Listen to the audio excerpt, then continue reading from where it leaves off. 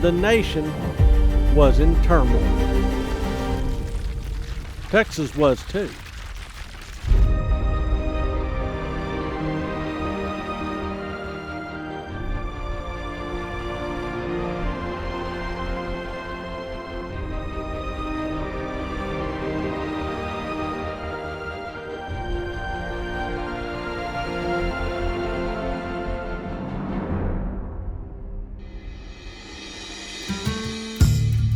Senator Sam Houston and Thomas J. Rusk, heroes of the Texas Revolution and the Republic of Texas, found themselves increasingly out of step with the emerging mood in their state. Neither politician endorsed the rumblings of Southern secession that began to gather volume starting in 1850.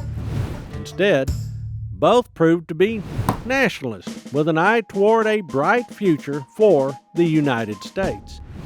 Rusk was an ardent advocate for a transcontinental railroad through Texas that would connect New Orleans with California. Both men were popular Democrats. In 1852, Houston made a failed run for president, but did not gain the nomination.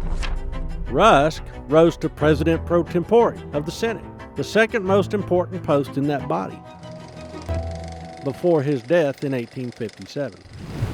While these Texans raised their profiles in Washington, D.C., politicians more aligned with Southern and slave owner interests gained ground back home.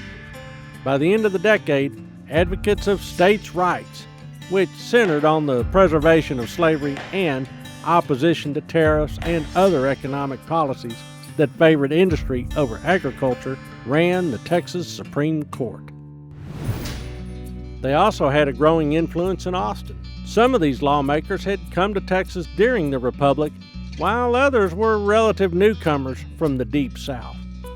One of the most vocal critics of Houston and a most ardent defender of slavery was Hardin Runnels. In the 1856 gubernatorial election, he handed the hero of San Jacinto his only electoral defeat.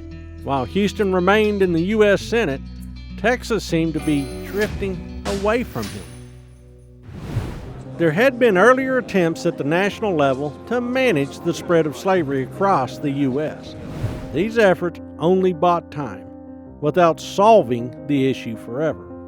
For instance, the Compromise of 1820, also known as the Missouri Compromise, had essentially limited where slavery could expand west of the Mississippi River. That limited slavery to the Arkansas Territory, which included present-day Oklahoma and Louisiana.